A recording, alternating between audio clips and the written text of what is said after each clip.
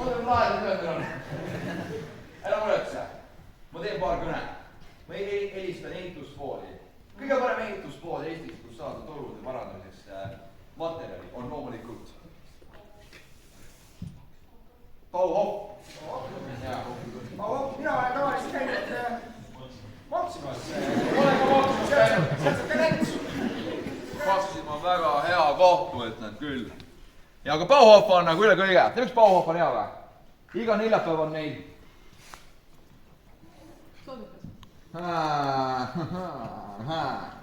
soodukad. Ja mitte lihtsalt soodukad, ülisuured soodukad. Allahindlusprotsendid on umbes 70% hea. Ma vaatan, et ma olen saanud jälle ühe uue arvamusliigi oma kööpini montima. Ma pean paluma teil minema minna. Jaa, ma saan arve teile homme. Mida? Mille eest? Ma olen veel käritud torumees. Te isegi ei teinud mitte midagi. Tead, et mul on siuke mõte, et osad probleemid lahenevad ise. Arvet küll ei saa, ma saadan teile hoopis. Ma ei tea. Homseks mõtlen välja. Nii et olge üllatatud. Need asjad, kus 5 minutit tahad arve jõuda. Kas neetud? Just see! Rauno! Tundub, et siin improkomöödias võib olla midagi, mis võib-olla natukene aitab meie vaimset tervist hoida, võib-olla kaitsta ja natukene siis sellest räägime ka, et teie saate võib-olla mõnda oma mõtteid jagada, poisid saavad oma mõtteid jagada, ma vaatan siis, kas ma ka mõnda mõtteid jagan. Aga ma mõtlesin alustuseks küsida, et kuna te olete nüüd soojaks tehtud juba, siin olete seenides kaasas olnud, et mis te nagu publikuna arvate, et kas selles, mida te siin nägite, oli midagi, mis võiks teie vaimsele tervisele kuidagi mõjuda ja kuidas? Et kas kellelgi on mingi mõte? Et kas midagi te kogesite? Palun? Naine sai väga palju, Jaa, väga lahe, näen noogutavaid nägusid ka. Kas kellelgi veel mõni mõte? Praegu ei tule. Ma istusin seal kõige taga ja mina mõtlesin seda mõtet, et tegelikult nii tore vahepeal näha, kuidas teistel inimestel läheb avalikult ka mingid asjad lähevad sassi või natuke tuksi. Et siis ise teen ka vigu ja siis on nagu tore näha, et teised ka vahepeal ebaõnnestuvad või kõik ei tule kohe välja või juba räpile ütlema, et stopp, ma teen uuesti. Et see on ka natuke nagu tore, et teeb meid kõiki inimesteks. Väga hea. Küsime siis teie käest, Toivo ja Rauno, et mis te ise tunnete, et impro on siuke, sünnib siin koha peal, ei tea, mis juhtub, võib-olla isegi ärevuse tase sellega seoses läheb natuke kõrgemaks, et kas üldse see saab teile kui impro tegijatele kuidagi positiivselt mõjuda? Jaa, ma võib-olla helistaks, ja ma olen tavaline Toivo, ma ei ole väga rakend. Et ma võib-olla helistaks seda, et üks asi, mis me teeme 100-liikmelisele publikule ja teine on see, mis meil prooviruumis või töökohades toimub. Et nad on natukene erineva siukse, ütleme selle vaimse survega vähe. Et kui sa astud rahva ette ja nad tahavad olla meelelahutatud, siis see paneb ikkagi surve peale. Et me sellega taustal ikkagi näeme vaeva ja töö, et sellest üle olla, et olla siis ikkagi suuta ennast väljendada. Aga kui me lähme töötubadesse või me teeme improtunde, siis see on see koht, kus me saame turvalises keskkonnas läbi mängida väga huvitavaid situatsioone, mis päriselus tooksid kaasa võib-olla pöördumatut tagajärjed. Aga me saame seda situatsiooni niimoodi mõnusalt ja lõbusalt ja läbi nalja huumori kogeda. Ja see kogemus jääb siis kandma. No lisaks sellele naeruvastavale sellele efektile.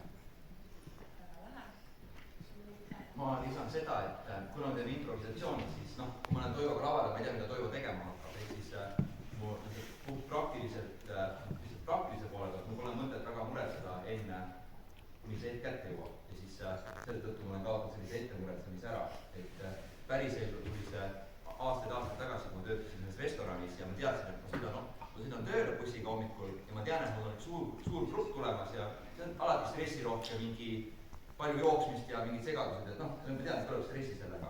Ma sõidan umbes bussisõit linna kestis 45 minutit ja ma olen bussi peal ja tunnen sellist stressi selle algava töö pärast. siis ma sain aru, et oota, aga see töö hakkab, see grupp tuleb alles kell 1 päeval, praegu kell 9 hommikul. Et kas ma võiksin selle stressi lükata sinna alates kell 1, siis kui nad tulevad, et kas ma pean nagu ette stressama. Et ma ütlen, minu vaimse tervise jaoks on nagu see info tegemine või see infomeetod või kuskile koosolekule hiljaks. Ma saan olla, ma olen hiljaks, õhu stress, eks ole, aga ma jään hiljaks stressiga või ilma stressita, vahet pole mida ma teen, ma jään nagu nii hiljaks. Siis ma lihtsalt olen nagu, naudin Saare Femina, ma jään hiljaks. Ei lähegi koosolekule. Ei, üle ei lase, aga lihtsalt ma jään hiljaks, ma õpin sellest paremini, aga ma olen lasknud lahti sellest mõttetust ekstra tegevusest, mis teeb kehale halba tunnet. Ehk siis nagu see torumees seal lõpus, et kui see probleem lahendab ise ära. Kusjuures ma tahtsin ka refereerida, et selle võib panna oma kultuurimärkmikusse, väga palju ei õppida täna. Väga lahe. Kas kellelgi teist on midagi küsida Toivo ja Rauno käest? Sellega seoses, mida te nägite? Kuidas te seda teete või mis iganes? Ma mõtlesin, et nii arusaadav, kuidas me teeme. On või? Nii keeruline. See tundub keeruline või? Okei. Ma pole üksi vist seda öelda. Okei, ma küsin seda, et mõelge, võib-olla teil on kellelgi midagi küsida. Ma küsin vahepeal seda, et mis te siis teete, kui nagu päriselt lähebki tuksi või kiirude kinni laval, et mis siis saab? Kas te üldse kogete seda? Sest tundub, et te ei koge seda. Kogeme. Mõnikord ikka läheb nimu. Impro on natukene ka vigade peitmise kunst. Lisaks sellele, et sa aktsepteerid. Et ma arvan, esimesed aastad, kui me tegutsesime, siis kõige raskem oligi toime tulla sellega, kui etendus ei läinud nii, kuidas sa tahtsid. Ja hästi palju eneseusumist oli see kaasa. Et nagu, mis teid ikka ei ole hea. Enesekriitik kogu aeg tampis. Kuniks sinnamaani, ma mäletan, oli see etendus, kus me Raunaga läksime minema ja me tõdesime, et see oli raske etendus ja ei tulnud välja. Ja see enesega leppimise koht, et iga etendus ei olegi hea. Kuidagi ka vabastas selle stressikoorma alt, et me oleme täna siin, me teeme seda nii intelligentsuse liiklust, kui me suudame ja kui läheb sassi, siis me lepime sellega just see, et me oleme inimesed, me tulevad sisse teada, me ei tea, mis saab, et see ootamatus. Ja tuleb üks seik meelde, üks väga õpetlik seik. Kunagi oli tudengite kohvik Pööning ja Pööning pidas sünnipäeva. Seal oli ka umbes 100+ hunnik noori, seal oli veel suured artistid esinesid. Jenka pidi tulema, hull nagu siuke mingi piduvärk ja meid kutsuti ka sinna, me naiivselt läksime sinna impro-räppi tegema veel 6 aastat tagasi. Ja ma mäletan, ma hakkasin Priidiga pihta ja ma nägin, et Rauno jooksis kinni keset etendust. Ja sul on need noored, kes on peole tulnud ja tahavad saada mingi tead meelelahutust ja see on köögis on kulp. Kaale, ega raske, aga mõte ei ole saanud kinni. Okei, see läks hästi. Ja, teeme uuesti. Kõik on nagu nad on koomikud on ja. Et nad tutvustati kui infomeedia. Siis ma olen okei, Rauno, paneme uuesti käima. Nüüd läheb, nüüd teeme korralikult ära. Ja hakkab pihta, Rauno jälle lukus. Ei tule mitte midagi. Me oleks võinud lasta see pea norgu, joosta lavast.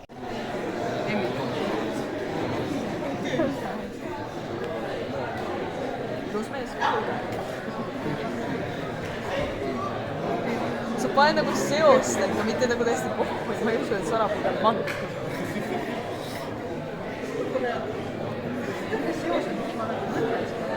Sa oled seost mandriga. Kellele sa makset tegema? Makse? Oh my god!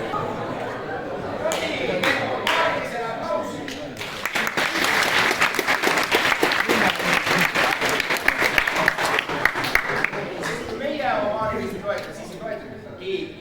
Hästi kiirelt lihtsalt küsime, mis on tegija viimane sõna? Trap House. Mis teile tegi? Hobune. Mis puhul teile vist järgmine? Mari Kurre. Ma nüüd ära. Afganistan! Ja mis teile tegi? Vanaisa. Vau, kõik erinevad. Hakkasime samast kohast pihta, eks ole.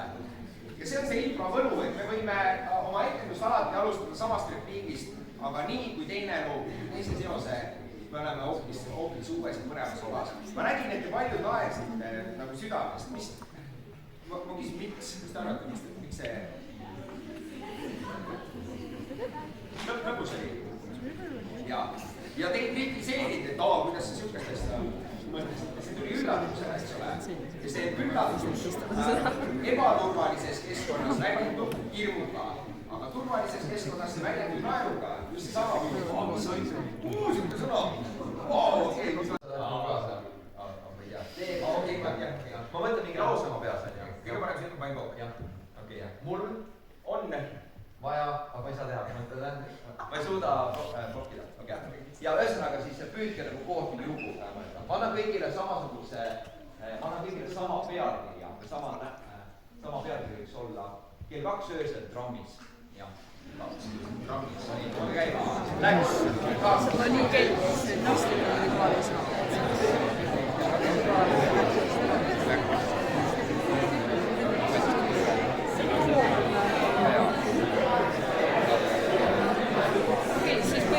Alguses kell 2 öösel ja siis ma ütlen mingi nüüd suvaline sõna ja siis saad edasi alustada. Peale. Oli? Mustas? Sõit. Mis see oli? Jaa, see! Tule hea läheb hoopis.